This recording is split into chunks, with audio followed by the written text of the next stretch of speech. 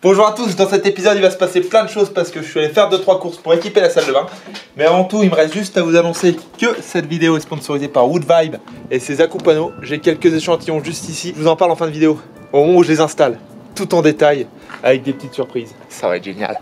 Chauffe-eau 200 litres, meubles et vasque et colonne de douche, Hansgrohe, la classique.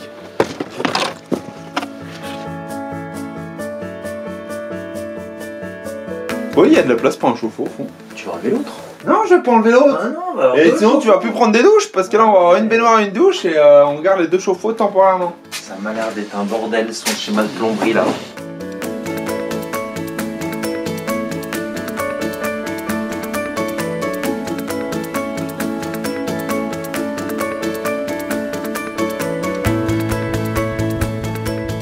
Bon, j'ai de la chance, mur en pierre, c'est du costaud, j'utilise des chevilles en 14. Ça va profond, ça va dur. Et après, je mets des tire fonds de 10 qui font 80 de long. Donc, on est bien sûr que ça va au fond de la cheville. Parce que 200 litres, bah, mine de rien, ça pèse 200 kg. Oh, j'ai une petite rondelle, je vais venir poser le chauffe-eau par-dessus, c'est facile. Ce qu'il faut faire attention, bien vertical, faire les trous aux bons endroits. On est censé avoir 44, 43,9. Ça ira, 43,9.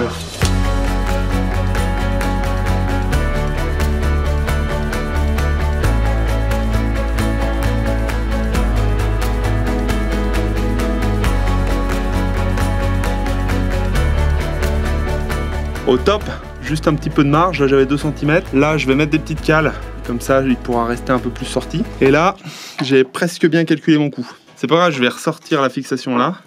Je vais ressortir toute la plomberie un petit peu. Là, groupe de sécurité sous l'eau froide, toujours très important. Je le connecte avec un petit câble qui va se balader, qui va aller se brancher dans le tableau.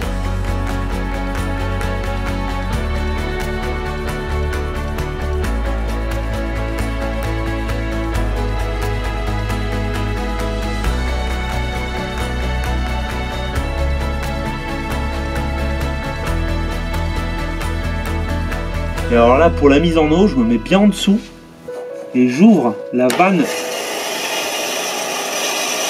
Et le débit de mes tuyaux, par exemple, je peux le calculer en calculant en combien de temps le chauffe-eau il se remplit. Comme ça fait 200 litres. Ça, c'est mes petites mathématiques à moi. Hein. Je vais peut-être pas rester en dessous quand même. Il va falloir que je branche.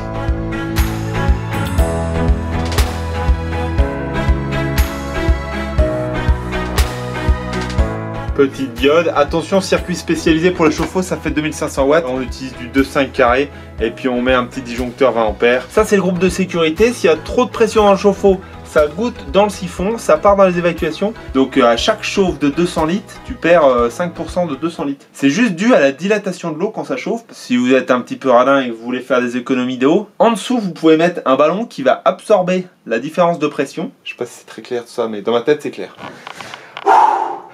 C'était lourd à monter tout seul dans l'escalier. À terme, je vais construire un meuble, je vais creuser une vasque dans un caillou d'ici en granit. Mais pour le moment, j'ai besoin d'utiliser la salle de bain, donc je mets un petit meuble, il est joli. Je mets les toilettes aussi, et je mets la colonne de douche.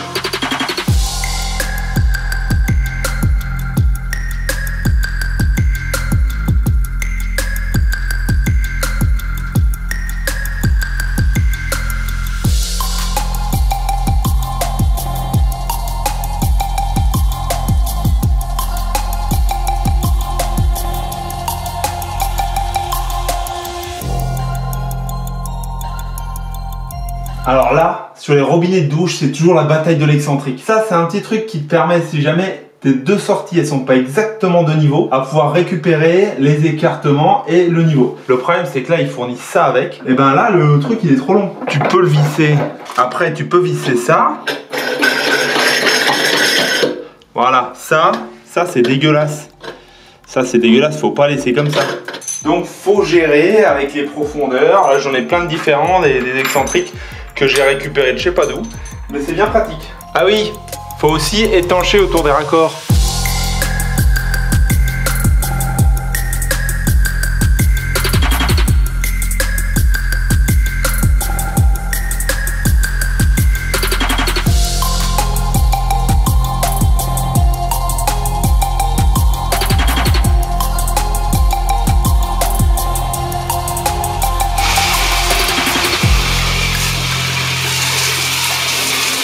Ok, je vais pouvoir laver tout ça, tranquille. Ah mais c'est génial.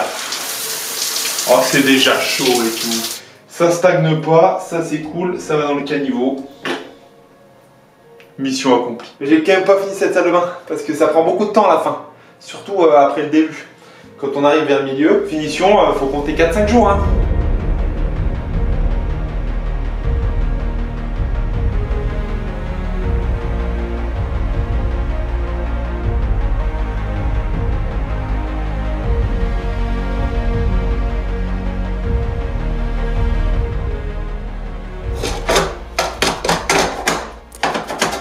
Eric le carreleur avait raison, le trou est trop petit.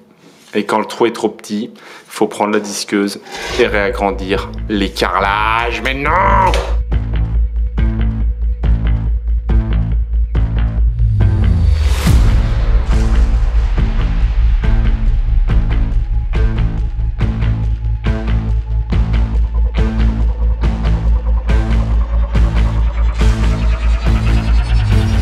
Oups, j'ai tiré la chasse d'eau. Ah putain, elle s'est relevée. C'est quoi ce délire? Bon ben ok, comme d'habitude il est marqué sur la notice. Il suffit de prendre les petits trucs là et de les bloquer. Là, comme ça peut pas remonter. Et là, bim.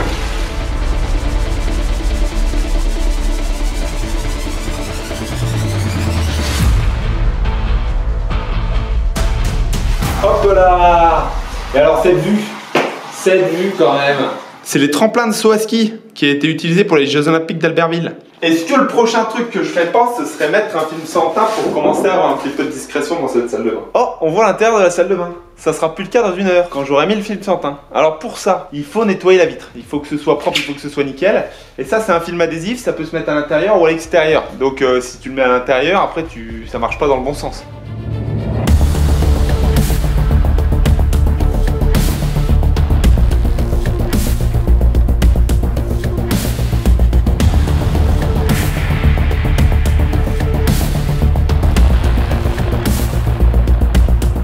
Ah, ça aurait vraiment été magnifique si je m'étais pas complètement loupé avec la poussière.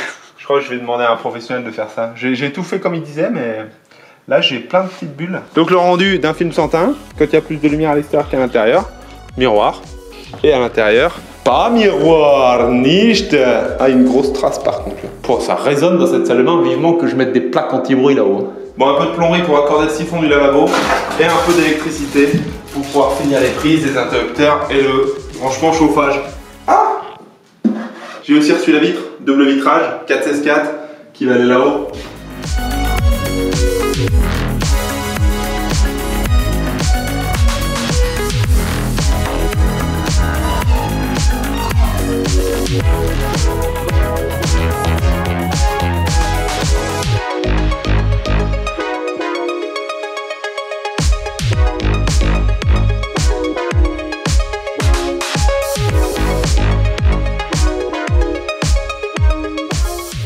Magnifique!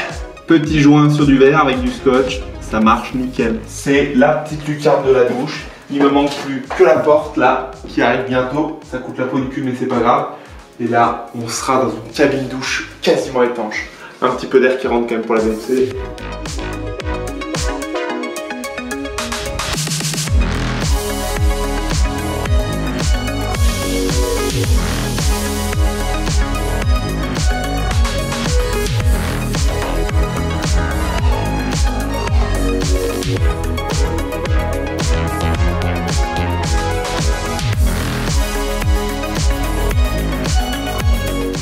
Franchement, si on te laisse là tout le temps, est-ce qu'il est gros? Il est trop gros pour la pièce ou il est pas trop gros pour la pièce?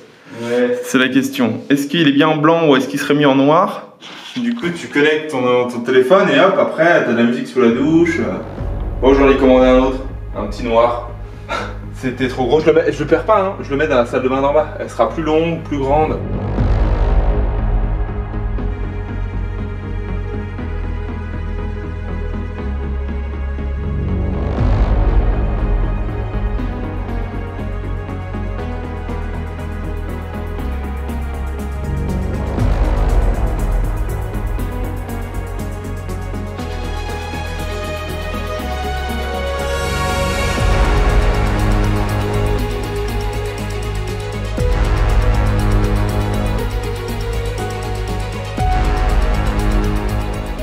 Et voici tout l'intérêt d'avoir un puits de lumière blanc qui reflète la lumière et qui permet d'avoir un éclairage très diffus, très sympathique, très chaleureux.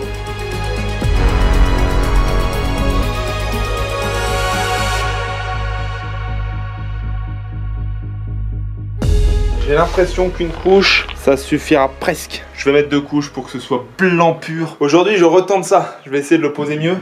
J'en ai un deuxième et j'ai tout un kit exprès avec des petites raclettes et tout.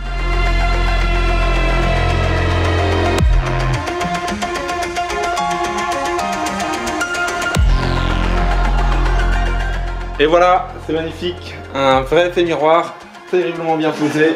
Eh, va te faire enculer, film Santin. Je vais appeler quelqu'un, je vais lui dire, tu viens me faire ça, s'il te plaît, tu fais ça bien? Parce que moi, j'arrive pas. Je sais que c'est difficile à concevoir, mais il y a certaines choses que j'arrive pas à faire. Et pour me défouler, je vais poser un sèche-serviette noir dans la salle de bain, parce que celui-là, il ira mieux que le blanc de tout à l'heure.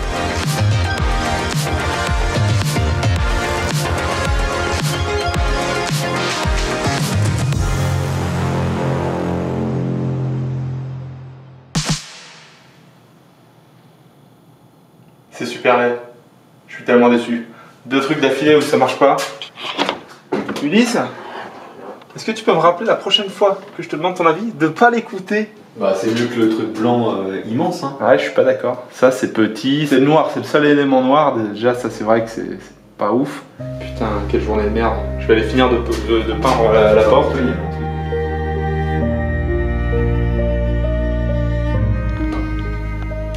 Réglage de l'alignement de la porte avec les gonds. Hein, alors ça, attention, c'est pas les sales gonds, c'est des gonds métalliques. Ceux-là comme ça, ceux-là comme ça. Tu m'avais compris, c'est pas compliqué.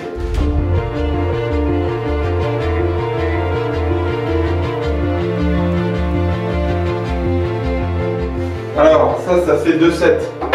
Ça te permettra au miroir de venir à fleur du truc. Ah, il va falloir que je rallonge le carbone d'alimentation des LED. C'est quoi ce sifflement là? Ah, c'est incroyable, il est éteint. Déjà qu'il est moche, en plus il fait du bruit. Allez, je colle les tasseaux. Ça, c'est... Oh putain. Ah, c'est vraiment le bordel aujourd'hui. Hein.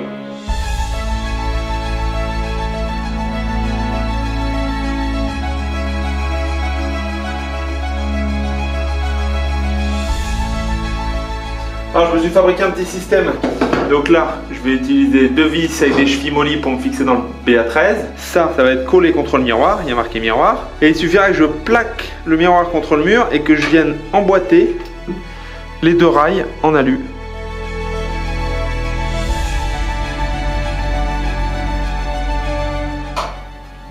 Alors ça en jette ou quoi? Ouais, petite expression des années 2000, complètement assumée.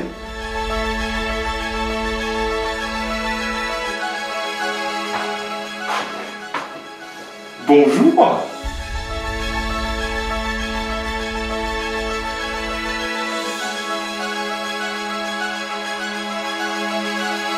Même pas besoin de 2e coup de peinture, je pense. C'est juste histoire que ça reflète un maximum de luminosité. Et qu'est-ce qui est arrivé pile à point nommé? Le panneau acoustique, autrement appelé Acoupanneau. Merci Wood Vibes.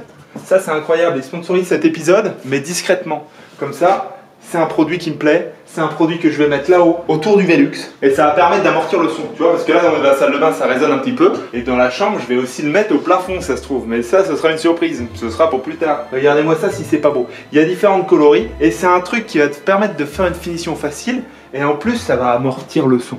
Tu vois là, quand je parle tout près, il n'y a pas d'écho. Et derrière, ni vu ni connu, je t'embrouille, le résultat il est impeccable.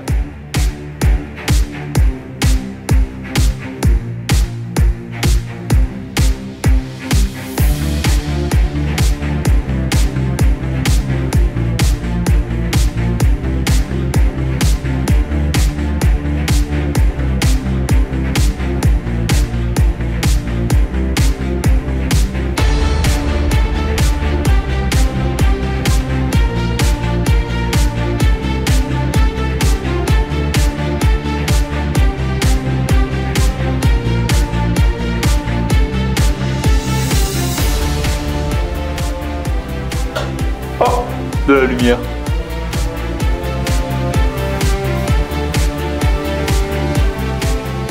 Merci d'avoir regardé cet épisode jusqu'au bout. Il faut que je refasse encore un petit peu les finitions autour au niveau du BA13. Et merci à Woodvibe d'avoir sponsorisé cet épisode. Les accoupano me plaisent beaucoup. J'espère qu'ils vous plaisent aussi. Vous pouvez smasher un petit pouce vers le Velux si jamais c'est le cas. Et puis je vous dis à la prochaine. À la prochaine vidéo, il va se passer plein de trucs. Notamment la chambre à côté, dans laquelle je vais enfin pouvoir me dormir. Fatigué, hein.